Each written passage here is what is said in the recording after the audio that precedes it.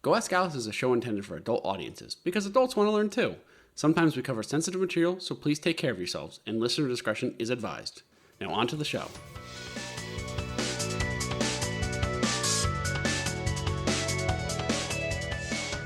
Hello, Internet friends, and welcome back to another episode of Go Ask Alice, the show where we jump down random internet rabbit holes and bring you wonderful factoids for inventors in Wiki Wonderland. I'm Drew, and I have a crush on all of you. Damn right. With me is...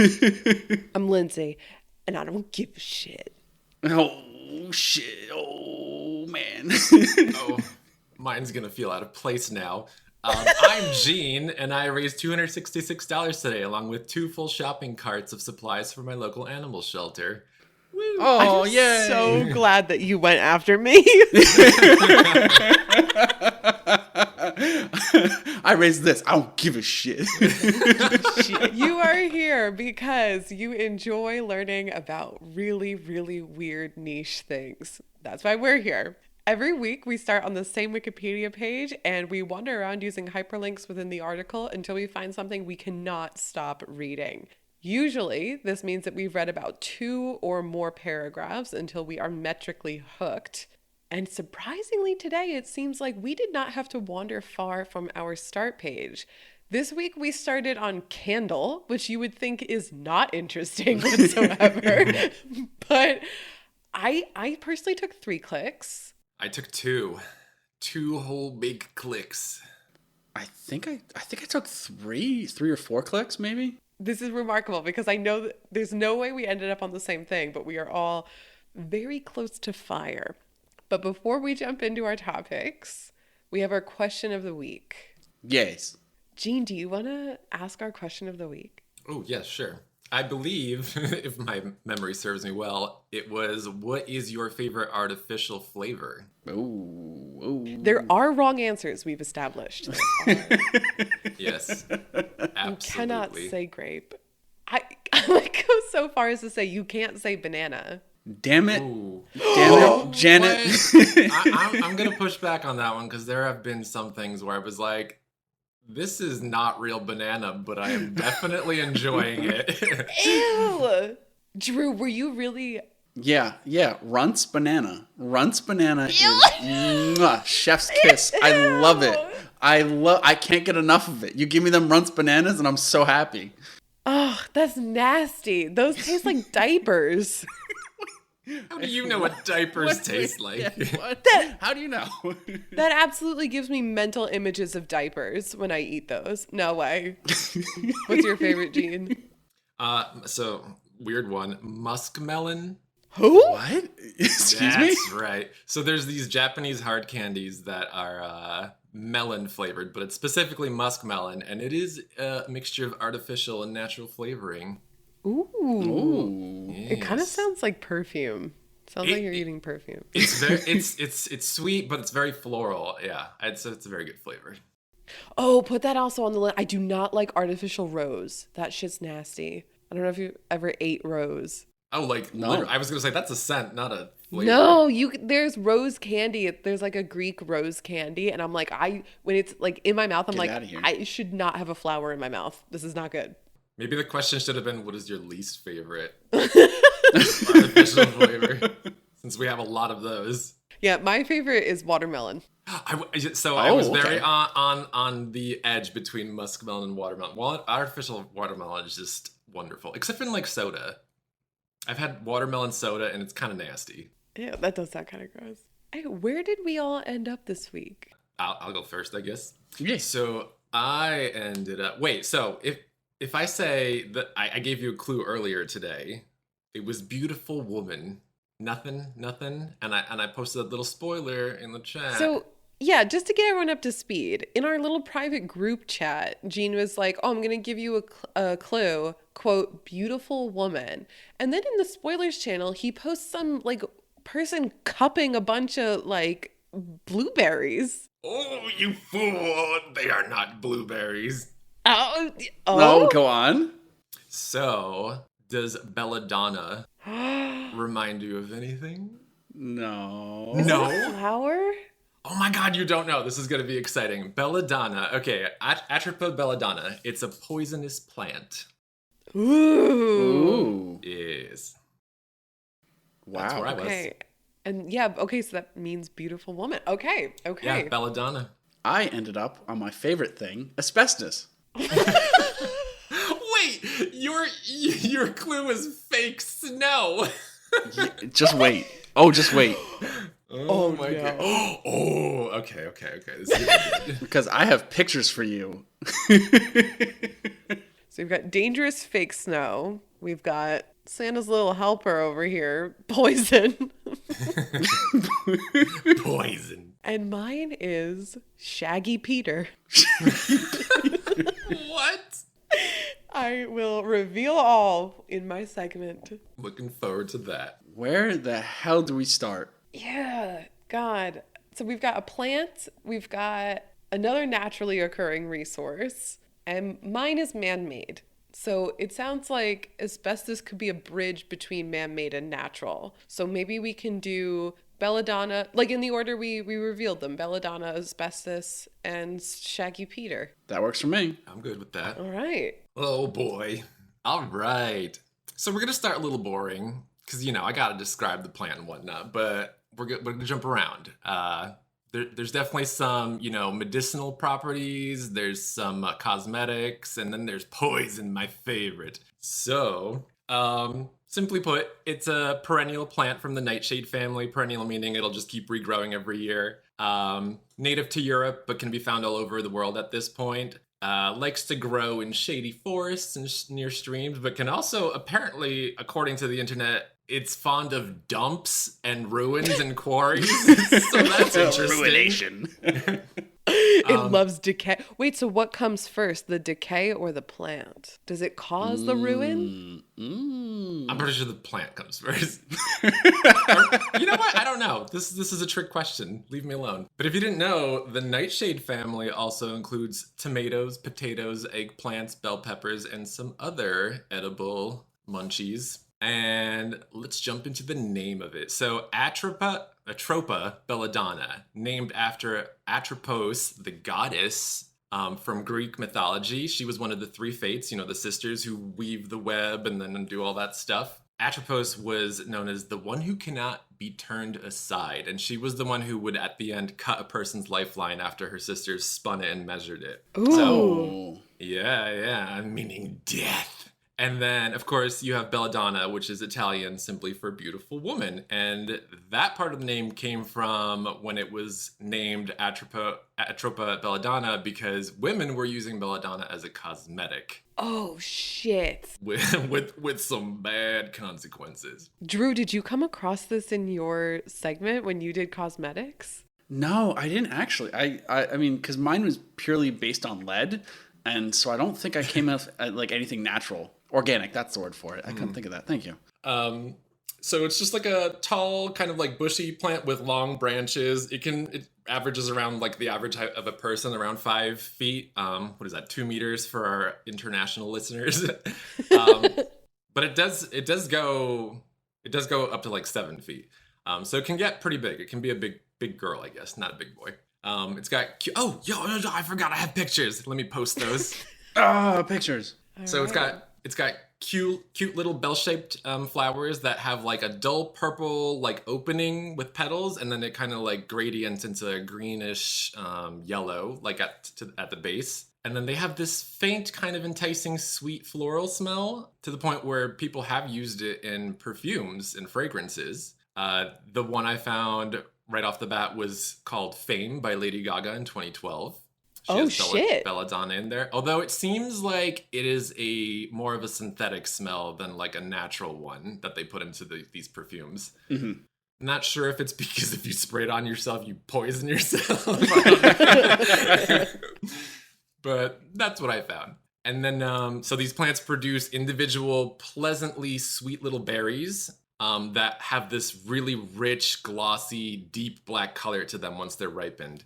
And they do look like blueberries. You're so good at explaining this. Oh, thank you. They do look like blueberries. So Sarah, Lindsay, if you were out in the wild, you'd probably, be like, oh, these are blueberries. They're so delicious. And then, yes, you would you would probably die. Sorry to I'm say. like I'm like kind of sure that one of my neighbors has one of these in their yard because I did pass a blueberry looking thing and I was like, I wonder if I could eat those. It's very possible. I mean, there are many other blackberries out there. Not like blackberries, but like berries that are round, glossy, and Right. black. But yeah, you definitely don't want to eat this one because this is very bad for you.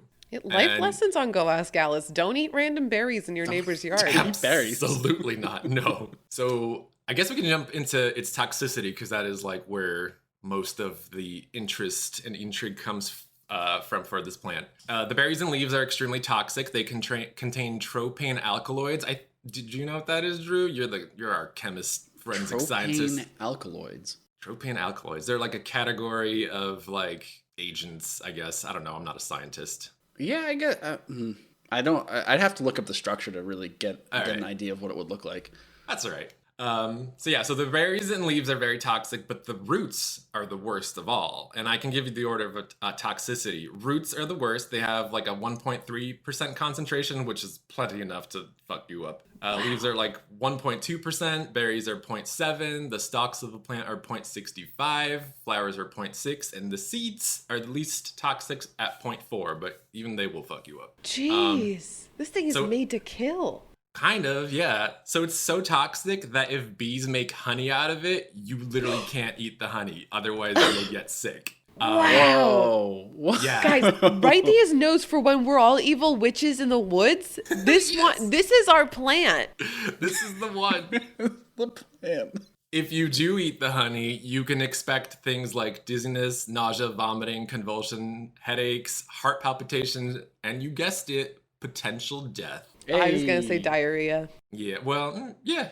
I'm sure there's Probably. diarrhea. Probably mixed in there somewhere. I do have more- Diarrhea death. I do have more symptoms going to. Actually, no, opposite, constipation. Oh. I Can't win them all. I think one of the agents like literally dries you out. Like it makes you like. So the berries pose the highest risk to children for obvious reason because they're very attractive and they look like little black cherries, except they're obviously not black cherries. But children don't know. If a child eats 2 berries, they will likely die. Wow. Oh my god. Yeah, and it takes around 10 to 20, depending on your physical stature and whatnot, as an adult to end your life as well. Just the berries. And remember, the berries are only 0.6%. Wow. No, I'm sorry, 0.7%. Whereas the roots are 0.1 or 1.3. Man, numbers are hard. We could just say very, very, very, kind of very toxic. Yes. Oh my god. Other symptoms of belladonna poisoning include dilated pupils. This is a big one. We're going to go back to this one. Sensitivity to light, blurred vision, tachycardia, which is increased heart rate, loss of balance, staggering, rash, flushing, severely dry mouth and throat, slurred speech, urinary retention, constipation, confusion, hallucination, and delirium. So it's not a good time. I was just about to say it sounds like a good time. No, Drew, no. We'll get into that as well. However, it's not all bad news. If you do happen to get belladonna poisoning, atropine, I believe, is the active agent that really screws you up. And like if you report it and go to the hospital, you will likely get an antidote because they're readily available everywhere. You just need to actually be aware of what's happening and like go to the hospital. Yeah. Wow. So don't be shy. Don't, if you ate something you should not have eaten, Yeah. you got to tell them. It's rare for people to die from belladonna poisoning these days because the antidotes are available everywhere for it. And then interestingly, it can be fatal to humans, but wildlife can eat these berries without problem. Like the seeds are spread via bird droppings. Birds have no problem. Domestic really? animals like cows, horses, rabbits, goats, sheep, they are totally fine with it. And yet our pets like cats or dogs, if they eat it, they will probably get paralyzed and potentially die, which is not fun. Wow. So why is there such a huge difference? I don't know. I probably could have looked more into it, but I already have enough as is. So yeah. Don't feed your berries to your pets. Any berries to your pets that come from the outside, unless you are positive they are wild blueberries. Don't take that chance either. Pretty sure that's also poisonous. Pretty sure pets should not eat blueberries. No, blueberries are really good for your dogs and cats even. What? Don't tell my cats. They'll be like, "Where's our blueberries?" Yeah, they put blueberries in those like fancy rich people mixes. It's ridiculous. So let's jump to medicine, because actually Belladonna has a really long history of medicine that goes back to, I believe, the 1st century. I read the 1st century. 1st century. Yes.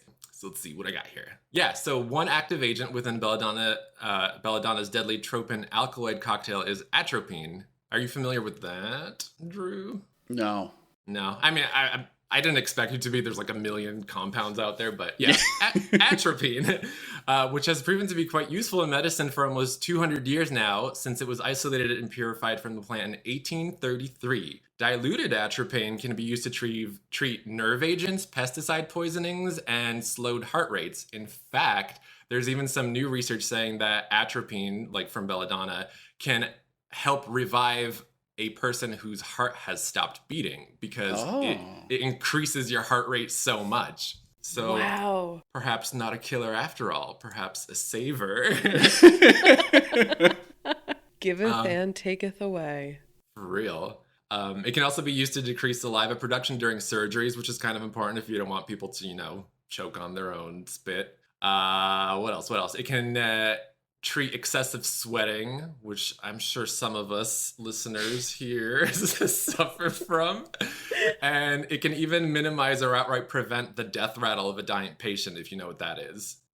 Like hours or like a day. I don't know if it's days, but let's say days to hours before a person dies, their lungs start to kind of basically fill with fluid and collapse. And you get this really gross sound.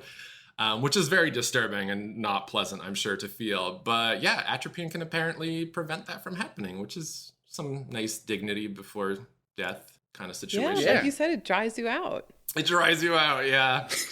Dries you out for when you die. So according to the National Museum of Civil War Medicine, and this is a quote, belladonna could be used to treat a variety of ailments such as neuralgias, whooping cough, scarlet fever, spasmodic asthma, intestinal cramps, and to dilate the pupil of the eyes. It was also a staple of the American Civil War medicine kit, which soldiers carried around with them. That's pretty cool. And then, of course, we have alternative herbal medicine, which is still popular today with many people for obvious reasons, because, pharmaceuticals can be pretty bad. Belladonna has been used in herbal medicine for centuries as pain reliever, as a pain reliever, muscle relaxer, and anti-inflammatory agent, and to treat menstrual problems, peptic ulcer disease, which is just like stomach ulcers, histaminic reactions, and motion sickness. So can you get it over the counter? So what I researched said in Germany, you can get it as a prescribed thing from pharmacies. But this was from 1992, and I have a feeling 3 decades later that might not be the case. Who abused the belladonna? I can't say. Everyone, I don't know. Although it is, you can find it in, homeopathic things, because, those are... but yeah, I don't know. That's something to delve into a little bit further if you're interested in treating yourself with some belladonna, Lindsay. Not gonna knock it till I try it. That's right. But maybe this will just sway you. So it's also got kind of probably a long history of recreational drug use and spiritual drug use for things like shamanism. One of the earliest mentions of the deadly nightshade, which is the other name for belladonna, comes from Greek and Roman records of the gods Dionysus and Bacchus, which are basically the same god, but just one is Greek and one is Roman, and their respective cults, who indulged in wine drinking, festivities, and ecstasy. It is rumored that some of these wines were infused with belladonna to induce hallucinations and mind-altering effects, which sounds like it's up their alley. And then, throughout the millennia, belladonna has been used for both recreational and spiritual purposes, but the effects and hallucinations experienced are said to be very, very unpleasant. Oh, shit. Oh, no. So this is going back to, you find something more fun. And they obviously pose the danger of overdosing and dying as well, so that's not cool. It's said that major and primary effects can last 3 to 4 hours, while visual hallucinations from it can linger as long as 3 to 4 days. And then on top of that, longer lasting negative after effects can take even more days to clear up. So you don't want to touch this as a fun party drug. No. Wow, that's pretty bad. It just stays in your system for so long. Can you imagine just seeing things for 3 days straight? No, that would be really fucking miserable. It would be. I can would think understand that for was like really dying. shamanism, yeah, but like not for fun. So we can jump to cosmetics, and unfortunately, this is a little shorter than I would like it to be because I thought there was going to be more uses than one, but it is a fun one. I mean, in a sick and twisted kind of way, I Oh suppose. no, Gene. So in 1471, Italian beauties began using Atropa belladonna as an eye drop because it contained the aforementioned atropine agent, which diluted their pupils and made them appear more attractive and seductive to men. Yes. This was Wait, was it- considered. Sorry. Wasn't this around the same time that it was also attractive to look like an egg? Yeah, probably, yeah. Like an egg with huge eyes? I think that's what the beauty standard was. Straight up aliens. Straight up like men from Mars or little green dudes from Mars. Except they all wanted to be super white. Oh my god. Really white eggs. Yeah. So this was considered one of the heights of beauty during the Renaissance era. Big dilated pupils. And you know what? Funny enough, I know in like South Korea and many other countries, and probably in our own country, people put in those like giant, what are they called? Like the contacts with the big pupils. I have no idea. You don't Yeah, know? I would just call them contact lenses. No, they have like a specific name, and it's like they look really cool actually. Like if you like, I know drag queens use them a lot. Like they'll put like the big dilated contacts in, and they look really cool. But you know, contacts, at least to some degree, are safe, whereas you don't want to be dropping poison into your eyeballs. So, as you can imagine, the prolonged use of these eye drops caused blindness. So, a lot of these Italian beauties apparently just went blind after using it for so long. Oh my god. But like, I feel like that's somehow like a fable or a moral to be like, oh, you were vain, now you're blind. I know, right? This Now is you'll what you never get. see your beauty. Oh my god. Wow. True. There's a famous painting called Woman with a Mirror. I mean, the internet said it's famous. I've never heard of it. But then again, I guess I'm not into like art history. Made by the artist Titian from 1515. And it's thought to depict a lady who has used belladonna to enhance the beauty of her eyes. And if you want to go into Bibness chat, it's the third image down with the mirror behind her. Oh, okay. It is believed that the little container she's grasping on the bottom of that painting is the belladonna eye drop. For those of you listening along, you can head right over to Go Ask Alice Pod on Twitter, and you can see the image yourselves. It's a pretty nice image. It is good. It's a good painting. Someone Titian did a good job. Yeah. And as you can imagine, belladonna is not used as a cosmetic these days whatsoever because you don't want to go blind. Yeah, that's true.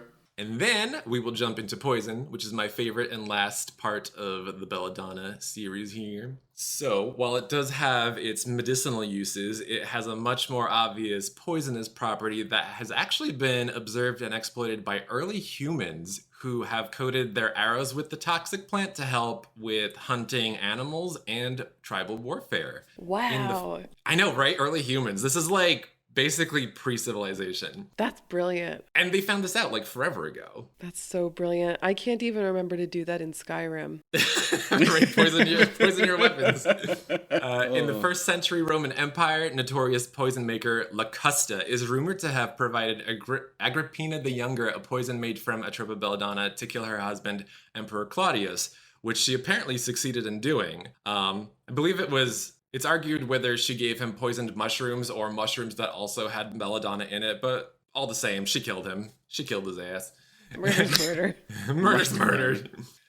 Similarly, there is a famous rumor with Livia Drusilla, who I think is a more famous name from ancient Rome, who killed her husband, Emperor Augustus Caesar, aka Octavian, in 14 AD. And she did this, apparently Octavian was very paranoid about being poisoned, so he really refused to touch anything from the kitchens unless like a poison taster or whatever ate it first. So apparently she smeared belladonna all over freshly picked figs from outside and gave those to him, and he ate them and died soon after. Whoa. She must have fucking hated him. For real. And then we have Shakespeare's famous play Macbeth, which most of us are familiar with to one degree or another, where the Scottish king poisons his enemy's liquor with deadly nightshade to gain the upper hand in his fight with the Danes.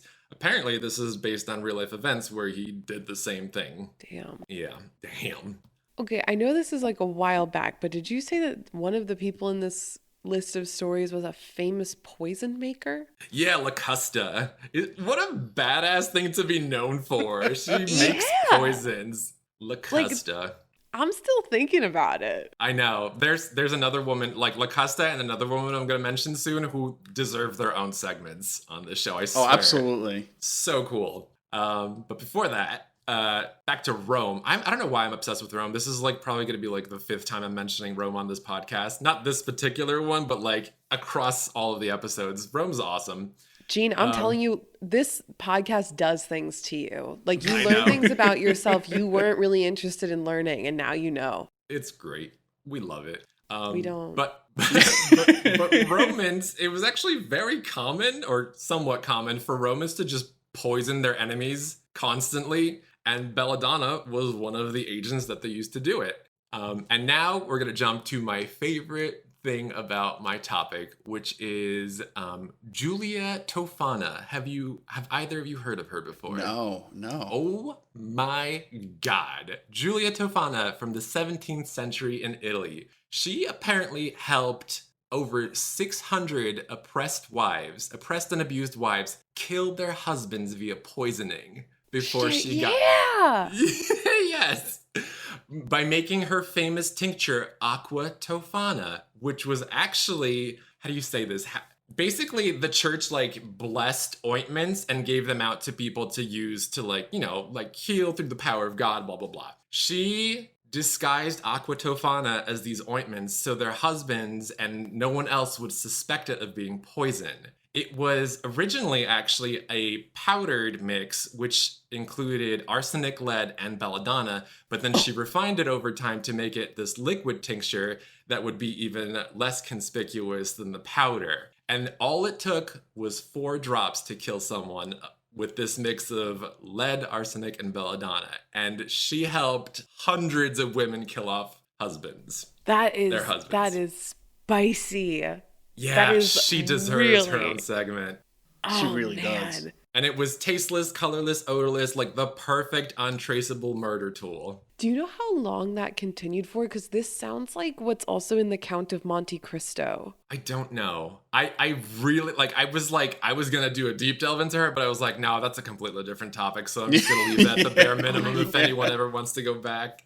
Oh, God, that's really cool. It's so cool. Can you imagine? I mean, it's horrible also, but she's a mass murderer. She's actually known as one of the original mass serial killers because of it. Jesus. But okay, do you know if any of these wives got caught for poisoning their husbands? I imagine. I don't. I know she ended up eventually getting caught and, they threw her away and ended up, I think, killing her for it. But I don't know if the wives ever actually got caught themselves. Wow, what a fucking badass. Something worth going back to. Guys, chemistry can be badass. It's crazy. Chemistry's always badass. What are you talking about? It can be.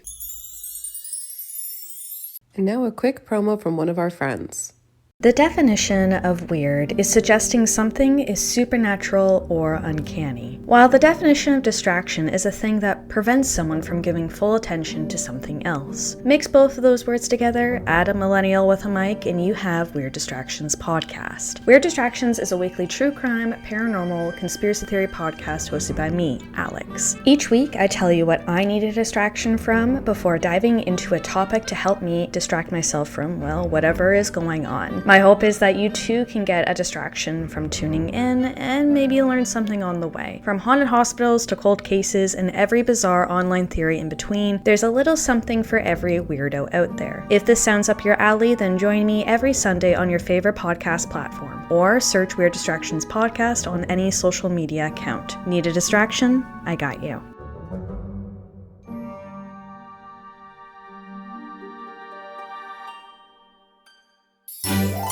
Yeah, so this week I ended up on the topic of asbestos, and I first wanted to ask both of you if you've ever not interacted with, but have ever really heard of asbestos, have ever really had to deal with asbestos, anything like that. Have either of you had to deal with that? Oh, yeah.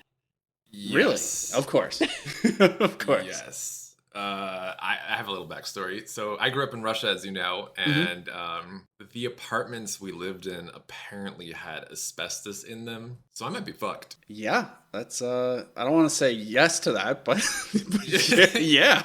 I mean, Absolutely. yeah, asbestos is really, really fucking dangerous. Yeah, my grandmother died from a bunch of cancers, but like it was colon cancer, I think, and they linked it basically to asbestos exposure. Shit. Yeah, basically. Our schools growing up all had asbestos in them. Oh yeah. Yep. Oh my god. Yep. That's well, if it's handled properly, it's okay. But if it's not handled properly, that's when it becomes extremely dangerous. But do you have to be touching it, or is it like also in the air? well, what the dangerous part of it is if you rub it or you hit it abrasively. I guess if you what's the word for that? like Rub it? I guess if you rub aggressively. it. Yeah, if you aggressively rub it, that's it? when. Yeah. No, Lindsay. Get your mind out of the gutter, Lindsay. If you spank asbestos, you may be entitled to financial compensation. But if you interact with it improperly, then it releases all these little fibers into the air, and that's what's so dangerous about it is those little fibers. But yeah, those little tiny fibers. But as I said, I'm pretty sure we're all a little familiar with asbestos and just how extremely dangerous it is as a building material, because it causes a whole range of different things if it's handled improperly. But asbestos is not only a building material; it can also be used in a huge array of different things, and it was really considered to be the material of the future when it was first actively being used. So it wasn't. It was so. I mean, it has so many great different properties about it that can be used for so many different things that people just wanted to use it all over the place. I mean, it was used in like car brakes. It was used because it has great heat absorption. It was used in piping. It was used all over the place just because it was had so many great physical properties. But, the dangers it poses to people really limited its use once it was basically realized that it caused all these different conditions. People were just like, oh, don't want to use this anymore because it sucks. So that's so interesting because like I've only ever known of asbestos as like this horrible thing that'll like eventually kill you if you're exposed. I never knew. I was like, why is it everywhere then? Is it just like some natural thing that happened after like people put plaster up and it like transformed into asbestos? I had no idea. Well, it was really looked at as like the future of building material because it had so many of these great properties and was so easily found. And so it was just like such a robust material. So basically everyone, like in the 19th century, everyone wanted to use asbestos because asbestos was so great. Even like just as a side note that I found very funny, I talked to a theater director and he told me that they used to, for fake snow, like if they wanted to have snow fall from the ceiling, they grind asbestos up into these little fine powder and then release that above the stage. And that was how they used to do fake snow, which is literally probably the worst way you could use asbestos, ever. The worst way is absolutely the worst way you could use it is grinding it up and then they'd like sprinkle it from the ceiling. And that's what made me think of asbestos fake snow was that that makes a lot more sense. It's now, a Christmas miracle. It's a Christmas miracle. But I really wanted to first describe kind of what asbestos is because I know a lot of people are familiar with it but may not really know that it's actually a naturally occurring substance. So asbestos is, as I said, a naturally occurring fibrous silicate material that comes in 6 types, but all types are composed of long, thin fibrous crystals. So basically it's just like this very long, thin fibers that are naturally occurring. Is it like fiberglass? I would say it's pretty similar to fiberglass. Like, building insulation now that we have.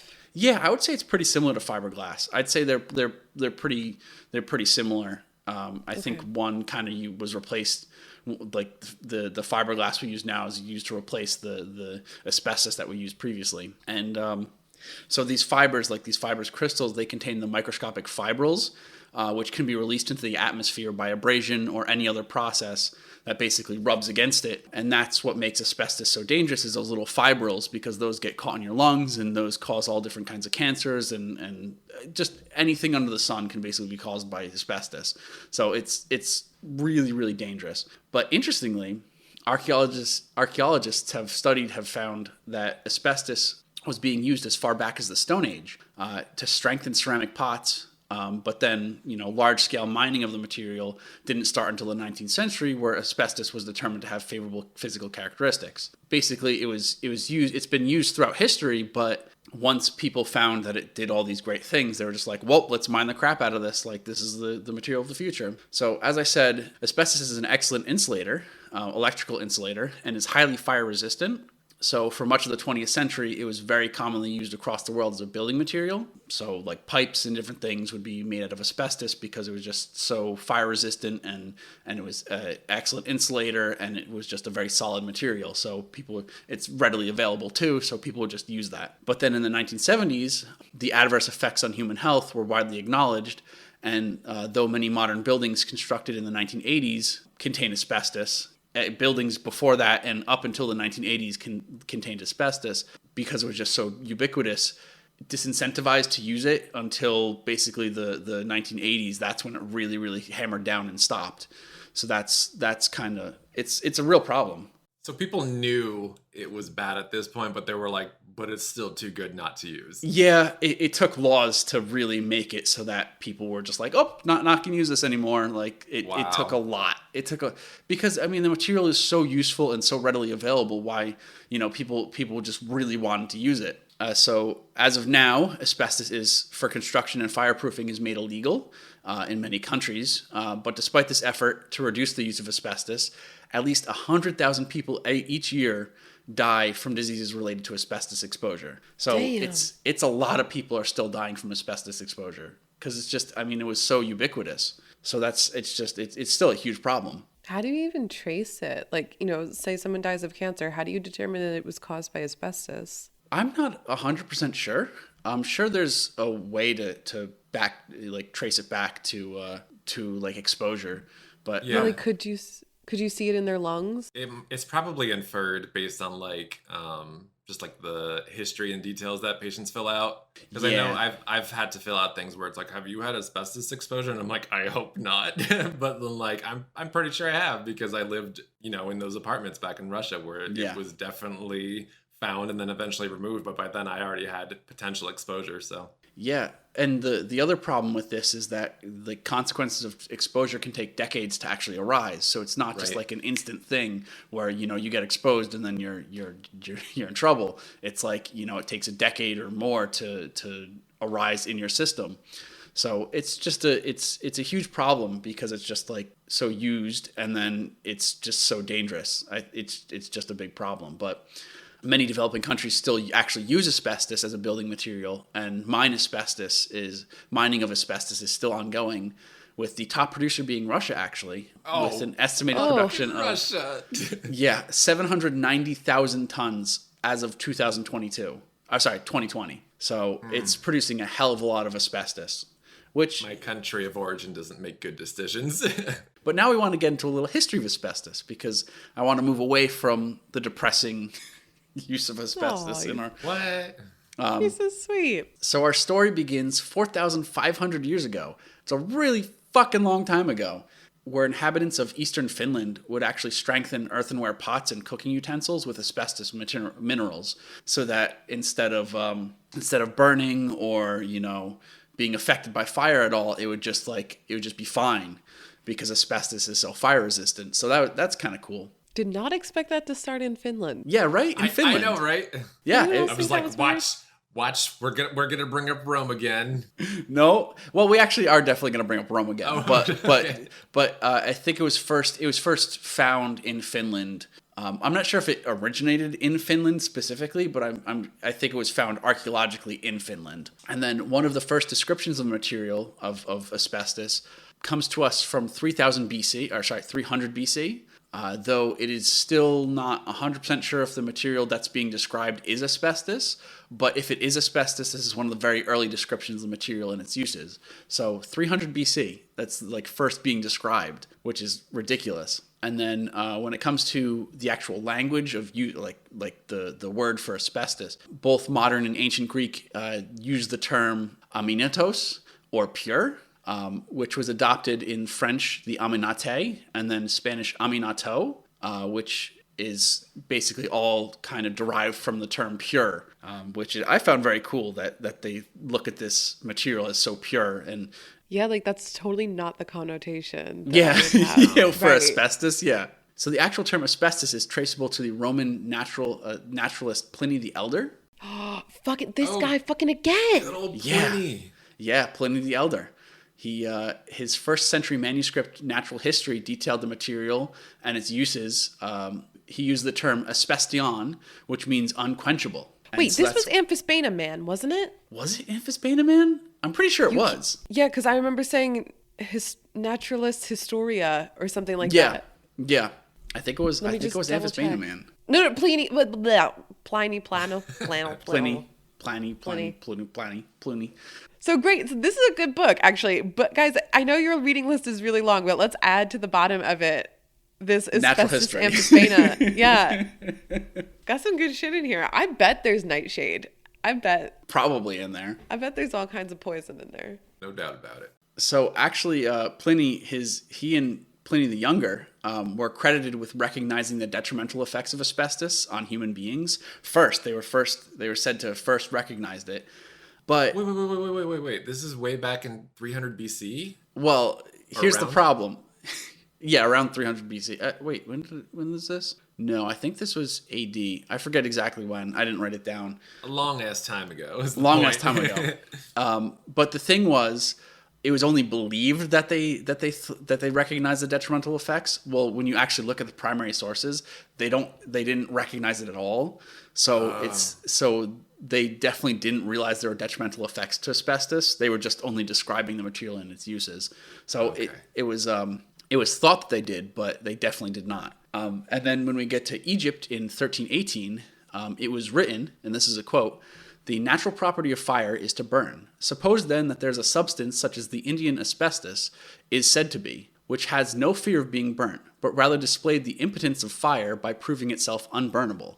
If anyone doubted the truth of this, all they need to do is wrap themselves in the substance in question and then touch fire." Oh no. I just got a chill.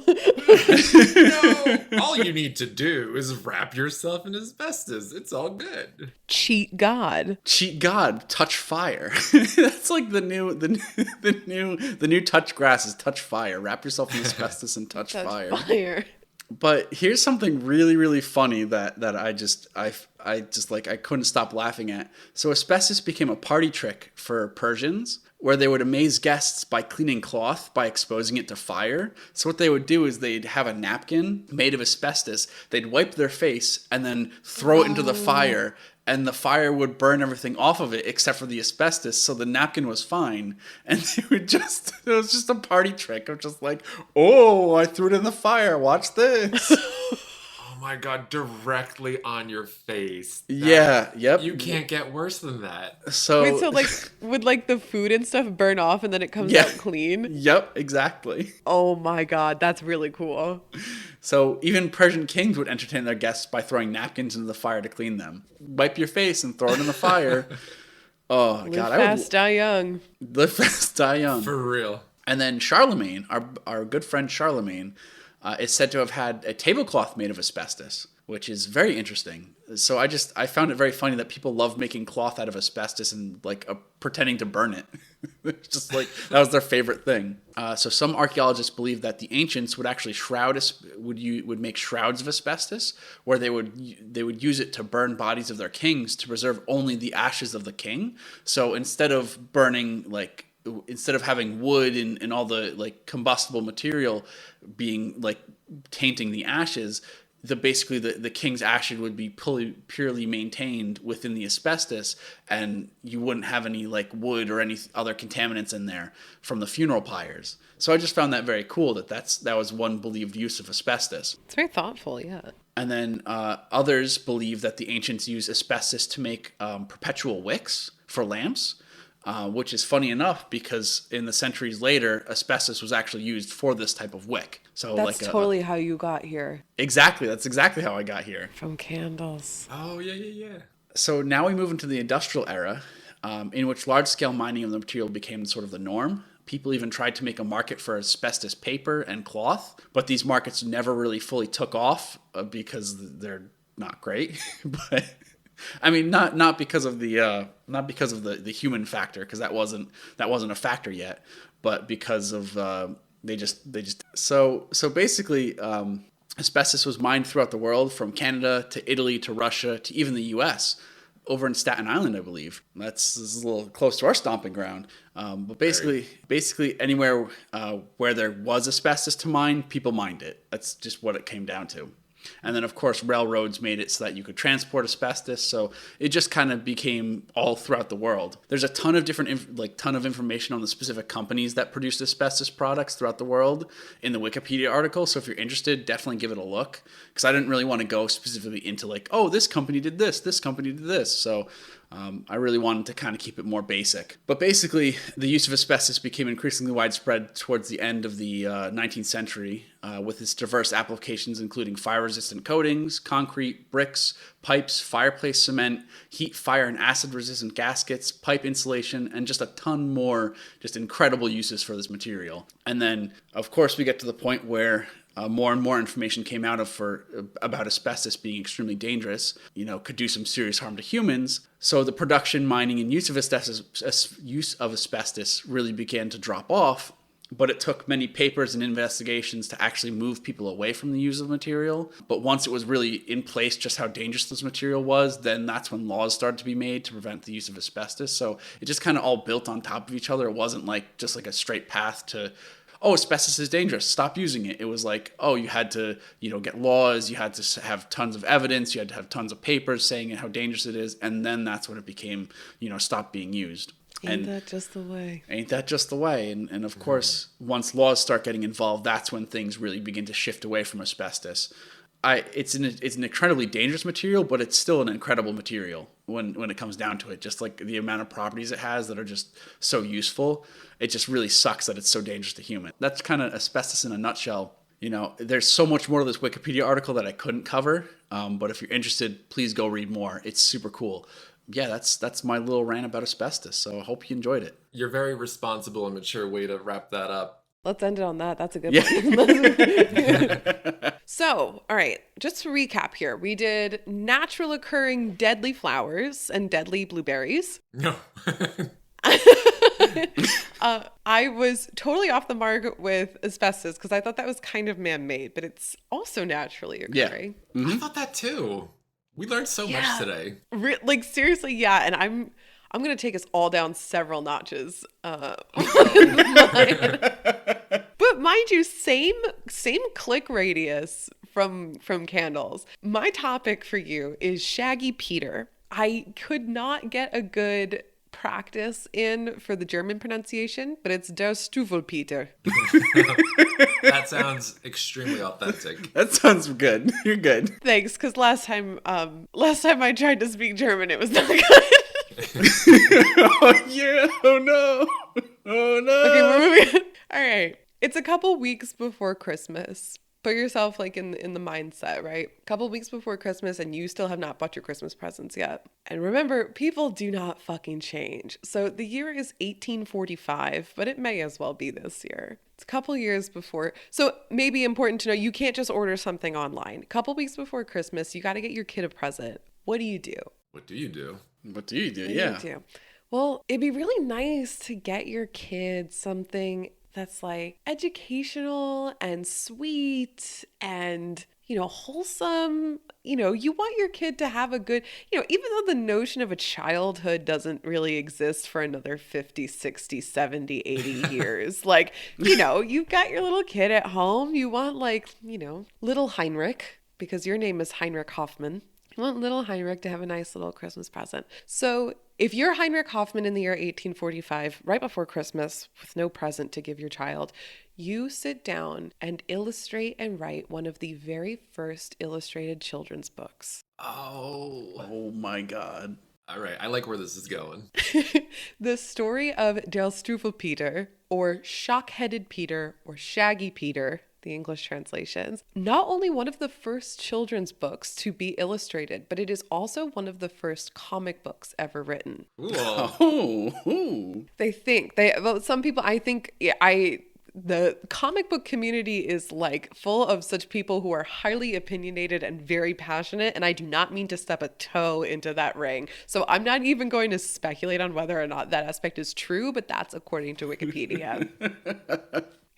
Shaggy Peter was not actually the name of the book. The name of the book was Funny Stories and Droll Pictures with 15 Beautifully Colored Panels for Children 3 to 6 Years. Oh, very German in that it's descriptive and like gets to the point. And Yeah, it's that just was one word in German. No. That's a German joke right there.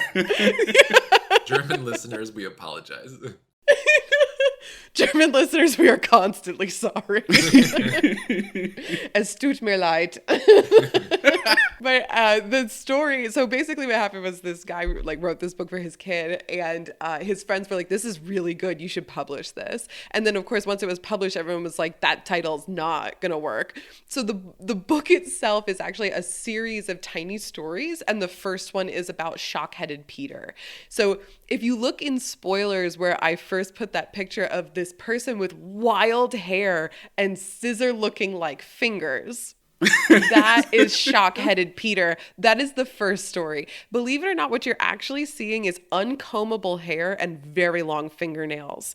It's not scissors, but my favorite story of all of them is one that involves scissors, and that is how I got to this wiki article. From Candle, I went to like ways to snuff out a candle, and one of them is like scissors.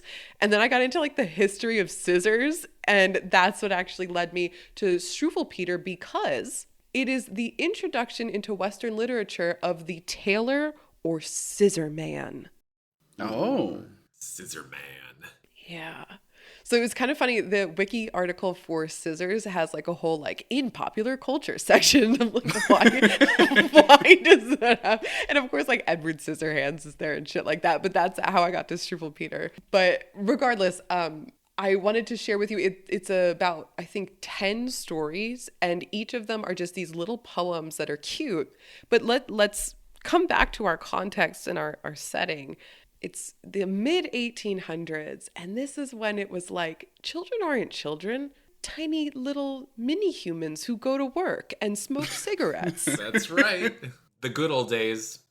Back when things were right. These stories are super fucked up. Oh, yes. Very violent. Oh, yes. So almost all of them are meant to be kind of allegorical, like, listen to your parents and do as you're told, otherwise you'll fucking die. So a couple of them are like, don't play with matches because this girl did and she burned to death. And that's probably my favorite illustration. I found the book on Project Gutenberg, and I'm going to read to you one of the stories as is. But the illustrations are like cats crying pools of tears because this girl burned herself to death. Cats? Another one is the story of Fidgety Philip. Oh no, poor Fidgety Philip. We all know a Fidgety Philip in our real lives. Yeah, being a Fidgety Philip. He was rocking back and forth in his seat at the dinner table and accidentally knocked all the dinner plates off, and his parents were very displeased. Oh, Fidgety that one Philip. He didn't die. Shame. One of my favorites is that there was this kid or a group of children who were making fun of a darker skinned boy. And so I don't know what to call it, Nicholas or Agrippa, which I wonder if it's a reference to Cornelius Agrippa, the magician, but this man dips them in a giant vat of black ink and turns the boys like completely pitch black, who were making fun of the darker skinned kid. So even in 1845, it was like, hey, don't be a racist piece of shit. I love that. That's super good. Way to go, Germany. Another really cute one with really good illustrations was the story of the Wild Huntsman, which is where a rabbit steals a hunter's musket and glasses and hunts the hunter. It's kind of like Bugs Bunny. Oh my God, it totally is like Bugs Bunny. It's really cute. The pictures are really cute. And it's, just the wiki like little blurb says the hare's child, so the bunny's child, is burned by hot coffee and the hunter jumps into a well. Aw. Poor boy.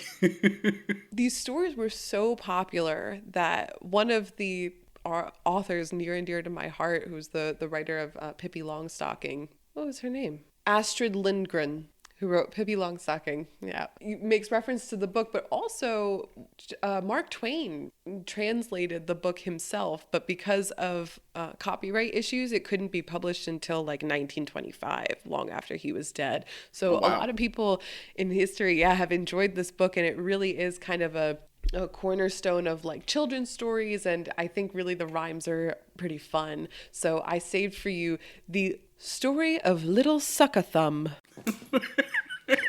Wait, I think I've heard of this. What? Have you really?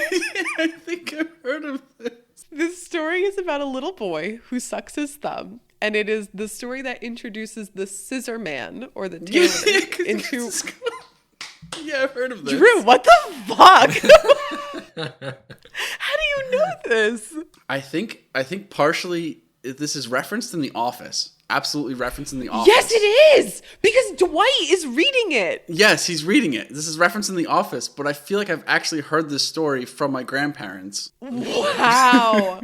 That's amazing. So you're absolutely right. In The Office, Season 2, Episode 18, Take Your Daughter to Work Day, Dwight Schrute reads the story of Johnny Head in the Air and the story of the thumbsucker to the children. It's also referenced in Family Guy and Doctor Who. I've watched a lot of Family Guy. I don't think I've ever seen that episode then. The 9th episode of the 8th season. I have no idea. Now, if you watch it, you'll know the reference. To.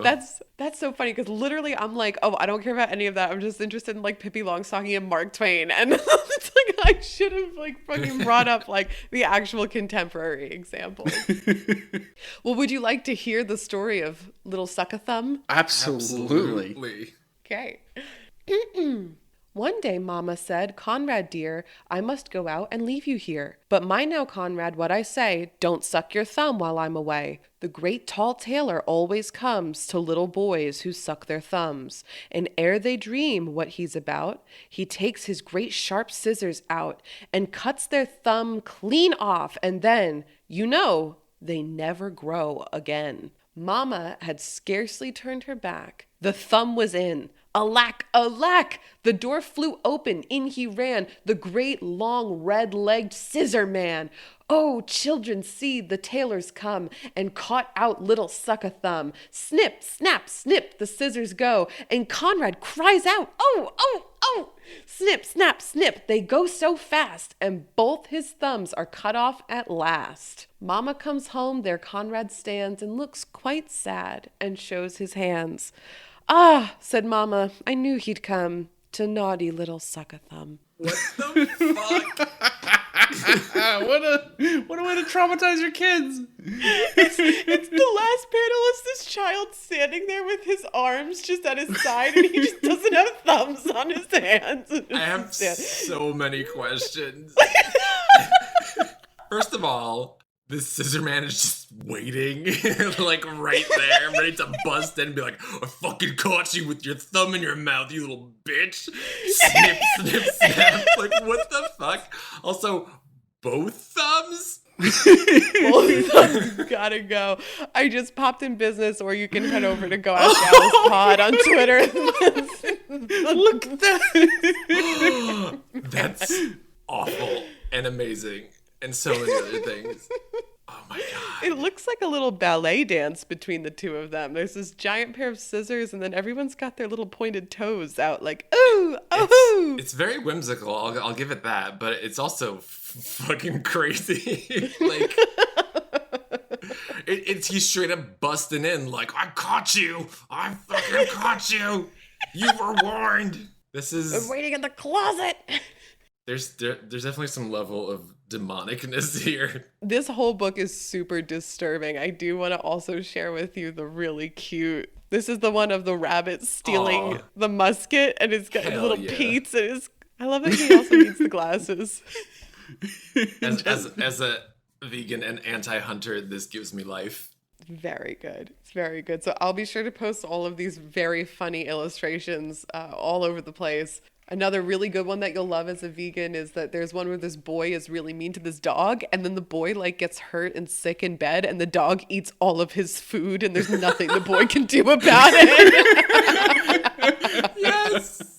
Is there a picture of that? I do. Let me grab a picture of that. These were all somebody's Christmas present. Like, yet again, I will remind you that some little boy received this wonderful little gift of morality. Like, all jokes and ridiculousness aside, if I got a handmade custom illustration book with like these ridiculous poems, I would consider it like the best gift ever. It is. Yeah, I'm trying to remember how old the little boy was. I think he was very young. That who got this. Like, I don't even know. I remember reading this and thinking, can he even read? It must be that like somebody, because I think he must have been around 3 years old. That dog is lavishly dining. He's chowing down, yeah. He's got his little bib on and everything. What is that behind? Is that the dog's tail, or is that like a whip on the chair? I think that's a whip. I think that there was a whip involved in the poor dog story. Oh, the boy was whipping the dog, and the dog's just like, well, fuck you now. But you got what you deserved. Oh yeah, it was his 3-year-old son. Yep, these were all for a 3-year-old. I definitely would not tell 3-year-olds such a bloody story, especially this one, which I'm about to post. That is the pictures. This is 2 panels before and after. Oh no! The cats are crying. This one is fucking rad. This girl is just completely inflamed. Like, her arms are up in the air, her ribbons and tassels and braids are on fire, and she and all the cats are like, oh no, with their hands in the air. And then she's just a steaming pile of ash, and the cats have their little handkerchiefs at their eyes, and they're just sobbing a pool of tears. Around the only thing that's left of her, which is her little red shoes.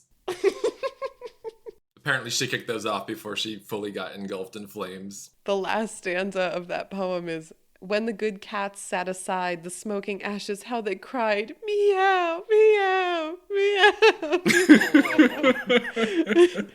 What will Mama and Nursey do? Their tears ran down their cheeks so fast they made a little pond at last. Oh, poor babies. I definitely feel worse for the cats than the girl. I'm sure she deserved it. Yeah, she was playing with matches. Playing with matches. That's what she gets. It's the title of that story is The Dreadful Story of Harriet and the Matches. Oh, goodness. I mean, it's dreadful. Dreadful, all right. That's like, that would, I feel like if I heard that as a child, I would have like, just like traumatic mental disorders moving forward, and I would like never touch matches as an adult. Good. I mean, you know what? That might have been this man's intention, because again, there was no preserving of childhood in 1845. You are absolutely right. I keep forgetting this is old better times. Old and better times. I mean, they had the whole story of Krampus, who would steal you if you were bad. He'd like pick you up in a bag and take you away. You know, they just had that kind of story just sitting there. It's just sitting there. Just sitting there, waiting for you to read it and get traumatized by it. I think that's where we should end it. I think that's great. Sorry I peppered in so many other facts about the book. Are you kidding me? No, I love it. It's perfect. I love that. It was so cool. Glad you guys liked it. I can't believe that was only 3 clicks. I was like, wow. Here we are, yeah. Best topic. Candle's the best topic. Candle was a good one. Damn. All of that from Candles. Yeah. We learned a lot. We learned don't play with matches, asbestos. Yeah. Don't play with any of that. Don't play around. Don't horse around. This Fuck holiday around, find out. season. Don't hurt animals. Don't hurt animals. This holiday season, don't fuck around. There you go. Thanks for hanging out with us so much. We hope that we could keep your hearts and souls warm with our company and our laughter and our banter. If you want to hang out with us some more, there is always an open link to our Discord channel where you can so easily find all of the images that we laugh at. But if that's not really your thing, you can hang out at Go Ask Alice Pod on Twitter, Go Ask Alice Podcast on Instagram, or Sarah Webb Science on TikTok, where you get tons of bonus stories because Sarah also talks a lot about science on her science TikTok. Oh, yeah. If that's your thing. totally hang out.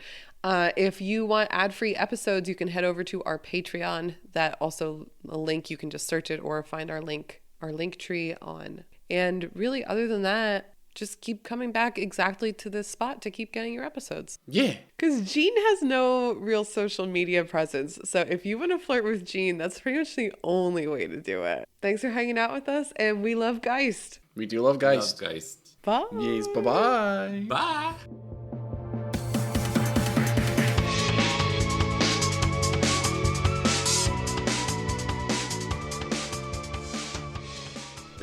Test, boys are back in town.